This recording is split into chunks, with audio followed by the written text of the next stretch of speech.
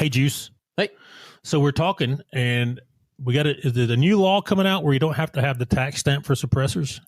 Yeah, I think it kicks in January. You don't have to pay that NFA tax stamp. Is that part of the big, beautiful bill or something like that? Yeah, but it doesn't save you from all the paperwork you have to do to get it anyway. But it's going to be like if you just wanted to buy a handgun, it's similar paperwork, right? You still got to register it and stuff. Yeah. Yeah. But a dealer I know, he said that he used to sell them, Liberty suppressors out of Trenton. And he said you could sell them. They'd pay the little stamp. He'd have to pay, send his fees off or whatever. Yeah. He said it took 4 hours per it's purchase. Insane. Like they had it all consolidated in Washington State or something. It was considered a destructive item. Yeah. So it had to be like a live on the phone interview type thing. It said it was stupid. Yeah, so, but you're still going to fill out all the paperwork anyway. You're just not going to pay the money. Right. You got to register it. It's got to go to the feds. You got to have fingerprints. Oh, yeah. So if I buy a pistol, I don't have to submit fingerprints. So that's different, right? So, okay. If you go buy a pistol now, you fill out the thing and they do a quick background on you to see if you're a see if you're a criminal. Yeah. See if you're a dum-dum. But yeah, I think they're trying to make it easier to get them. Now, what's the purpose of a suppressor for a civilian? Well, so you don't hurt your ears. That's what somebody brought that up to me, and I said, well, number one, you don't have to wear your pro. Yeah. And most people don't know that suppressors are not silencers. No. They just get them because they're cool. They suppress the sound. They don't silence the weapon. Especially if you got a supersonic bullet coming out of there. Yeah. So it's going to make a noise. Yeah. But then you got to buy, your subsonic ammo and all that. So. We got some of that in the military once with the Stoner rifles. We put the suppressor on there, and we got some subsonic one time. Yeah. It was some kind of cheap Afghan stuff, but it was... But it worked. It was cool. We just shot dogs with it. So yeah, the poor dogs. It's okay if the weapons are tuned for the suppressor, for the suppressor and the subsonic ammo, right? But sometimes they're a pain to tune in. Yeah, especially if you get one lodged or something. Yeah, so. And then if you change whatever ammo you're using, the manufacturer, and you go from say 1,000 feet per second to 940 feet per second, it creates problems anyway. So. Right. It's one of those, you just, whatever you intend to shoot, that's what you set it up. That's what you tune it for. That's what you shoot out of it. Right. The SR-25, I didn't like it very much though. Yeah. The Stoner. You couldn't hold a group at 100 yards with those things. No. I don't care who you were. No. Especially those we had, had billions of rounds through them. Well, yeah, but we also discussed that other manufacturer. Which one? Knights Armament. That's the ones that make them, right? Yeah. They bought Stoner, right? Or something. Yeah. Okay. I don't know. I didn't like them. They were junky guns, in my opinion. And they were good for I don't know. They suppressive fire. For as precise as we were required to be, they weren't good. So no, they're not. if you've seen how they were manufactured, you'd know why they're not that good. I turned mine in and just got the old bolt gun. Yeah. The old deer gun. Now, if you were able to machine your components the way it should be, probably extremely accurate weapons. I just wonder why because the military and the government spent billions on that weapon. Sure they did. How is it Knight's getting away with it? Because he doesn't care. Right. All right. I don't know. I think it's a piece of life-saving equipment, and they're just hand-waving it off the assembly line. So. Oh, you would not believe how the stuff passes at that place. And don't ever clean it. No. You won't hit the broadside of a barn if you clean that Once thing. Once it's cleaned, you're done. You got to start all over. All we did was oil them. That's all we did. So, but yeah, they're cleaning them. Well, speaking of which, Juice, that's very close to what we're talking about today. It is. An airport worker accused of monitoring women with GPS trackers faces stalking charges. Imagine that. Airport worker. How much creepier can this get? It can get creepier, but this is up there. This is in Anchorage, Alaska this year in August. This is when the report was written. Alaska people are weird anyways. Yeah.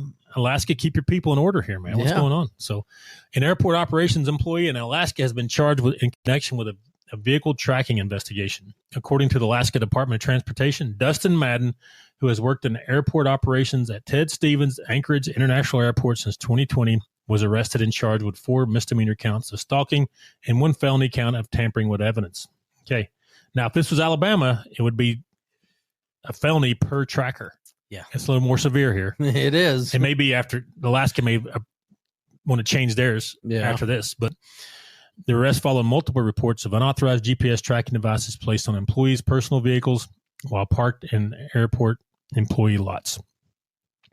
Charging documents said that Madden admitted to placing GPS devices, specifically Model 54 trackers from the company Land Air Sea, on at least 6 women's vehicles.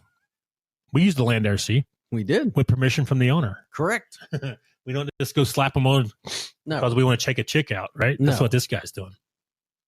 Those who found the tracking devices said they were inside plastic bags. This is weird. Those who found the tracking devices said they were inside plastic bags, often along with items like hats and dog shock collars. In total, investigators identified 14 tracking devices linked to Madden with GPS logs showing he monitored women's locations, residences, and workplaces. Authorities said Madden told them he was curious about the women's driving habits and admitted to placing the devices while they're at work. Now, these Land Air Seas, we use them, good little trackers. They have magnets on them. Oh, yeah. They're called strong magnets. You can just slap them on the bottom, and people rarely find them.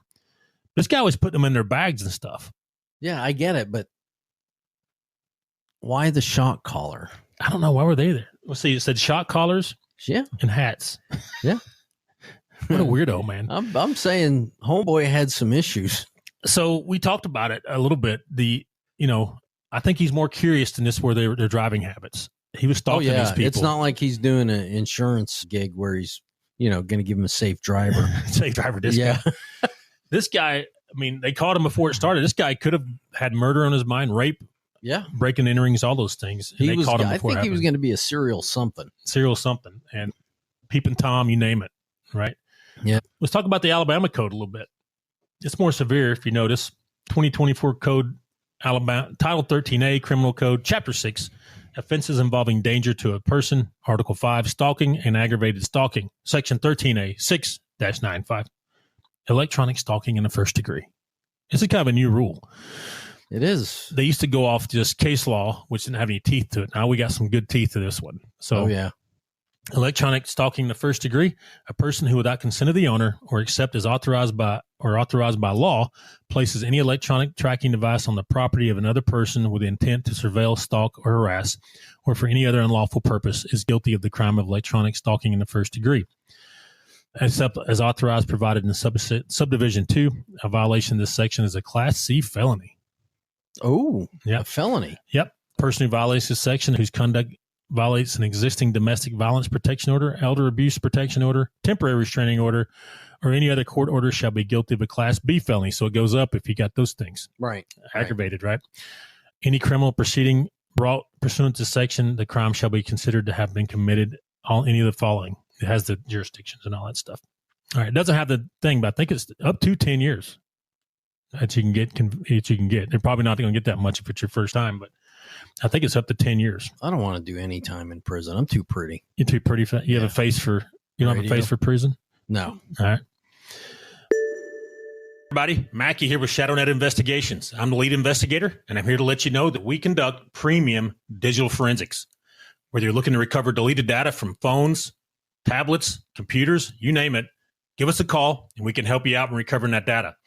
Or if you think you're hacked, we have the tools and expertise to help you figure out who's hacked you and to find out how it happened, whether you need help with any digital forensic situation, recovering deleted data, hacking situations, or any questions you have about digital forensics, give us a call, 866-910-7499. That's a free consultation at 866-910-7499, or visit us at shadownetdigital.com.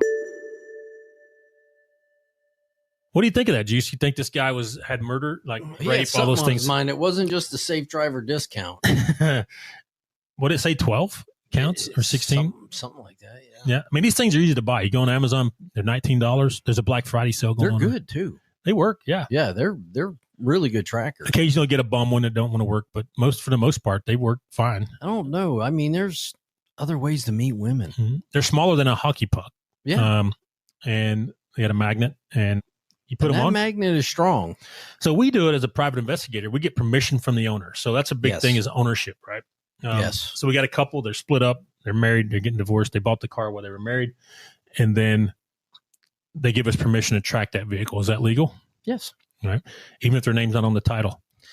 Yes. we can get a little sketchy there. Yeah. Some lawyers get sketched out about that. They're like, if their name's not on the title, let's don't do it, blah, blah, blah. And then, but we've done it both ways with permission from the owner. We put it in our contract. They give us permission to put GPS trackers on their assets. And it's fine. Never came back to bite us or anything. Now, I've had them, after they got divorced, I've had the person we were watching, because we didn't recover the tracker for whatever reason. Sometimes we don't. And call us a year later and said, hey, we subpoenaed this record. This tracker belongs to you. I was like, so? We've already caught you cheating. You know what I mean? Yeah. Like, whatever. Yeah. Do something about it. Because we put it on while he owned that car, you know? Yeah. So. I think there's a gray area, though. Mm-hmm. Even so, there's one case we thought she traded in the car. Mm-hmm. Do you remember that one? Yeah. So she traded in the car and the tracker was on it, but the tracker went dead. Mm-hmm. There's got to be mitigating circumstances or extenuating circumstances on those trackers. Mm-hmm. Like, are you actively tracking that person? No. Mm-hmm. We did. Case was over. We couldn't recover the tracker. We didn't know where the vehicle was. Yeah. And then you get in, those things last about 10 days or less, depending on how much they drive around. So, or maybe longer. Sometimes they last longer. They go. If they set more, they last longer. Or if they're out in this extreme rural area where there's not a lot of cell phone towers, they'll run, because they're like a cell phone. They're searching for a tower all the time, so they'll go dead. But yeah, they can be handy in our situations where we're trying to find a car, get evidence of adultery and all those things. Yeah, but we do it lawfully. Mm-hmm. We get asked a lot to do it unlawfully. They're like, you won't get caught. I'm like, it's going to come up. It's going to come up. I'm going to do it. We've had cases where the client did it unlawfully without telling us. It was brought up in the court. When I got sideswiped by it on the stand. I'm like, had no idea there was a tracker there. We did not use it. Yeah. I promise you, we did not use it. And, I mean, it's got a serial number you can look up, see who it's on. You can subpoena. Get Land Air C to give you the record. And they will. If you give them a subpoena, they have to. They're a pretty big company. But then in Alabama, you have electronic stalking in the second degree.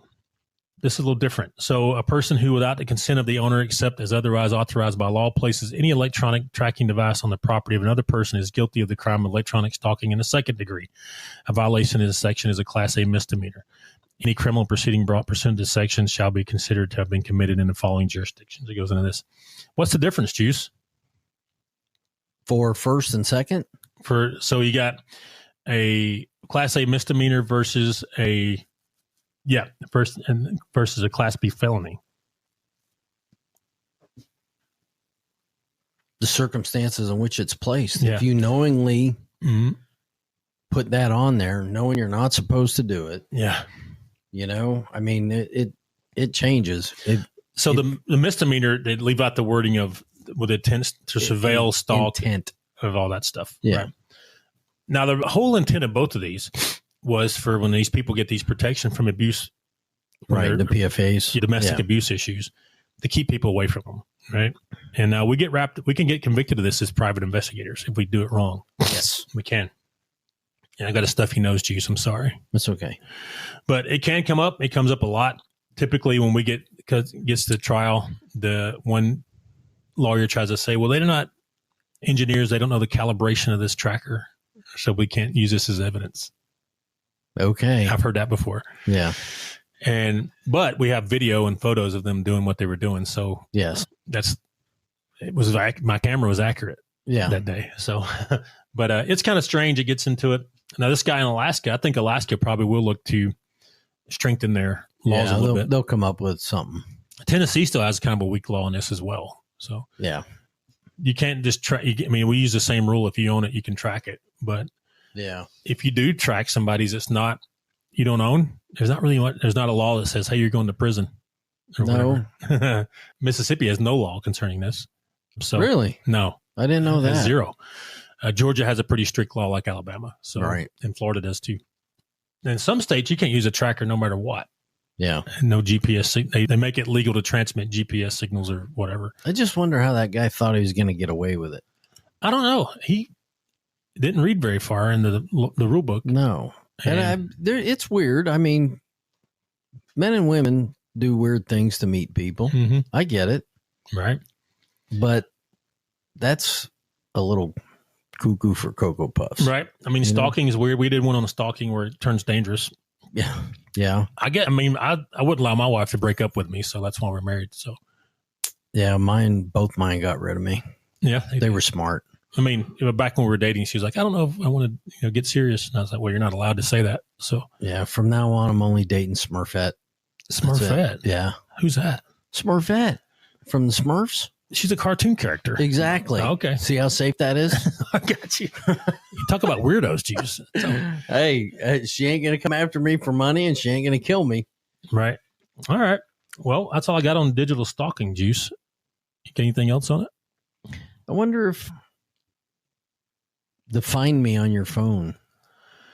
So that goes to hacking. So yeah, I thought we were done here, but we can go further if you want. No. So find my phone. I meant to ask you about that. What do you think about that though? The find my phone thing. Find my phone. So like on the iPhones and Androids and all that stuff. So we ran across that. So it comes out of ownership, but there's another rule in the books about unauthorized access and hacking. All right. And that's a federal crime too. Right. So if you don't own that device, it wasn't purchased as marital property, then you cannot it's considered you hacked that device and you can get in trouble for it. All right. At the least, what I've seen before is any evidence gathered because of that information, the location of the other person was thrown out. All right. And then at the worst, you could get slammed pretty good for hacking a device if you weren't authorized on that. Yeah, I think they would use stalking in there too. Mm-hmm. But even with like the air tags, yeah, they're real easy to throw on there. That's another one. So I found air tags in people's cars that were not married. Like, is their ex stalk them and they threw an air tag in the kids, like under the pad on the car seat. Oh yeah. Yeah. That kind of stuff. And I've seen that come up in court, and there's some lawyers could chime in here, but I've seen judges say, no, you can track your kid, but you're tracking your kid, you're tracking the other person too. So there's some gray area there that it could go either way, in my opinion. That's kind of sketchy though. It is. But yeah, we found them underneath the padding and crammed up in the car seats and stuff like that. I would still think that would fall under the stalking law, right. electronic.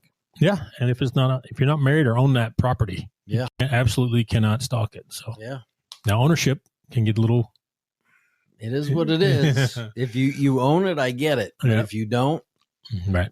Keep your junk off of it. Right? As throwing one of the Airlane C GPS trackers on there. Right. It is. All right. We'll get off here for now, but chime in. Let us know what you think. Talk to you soon.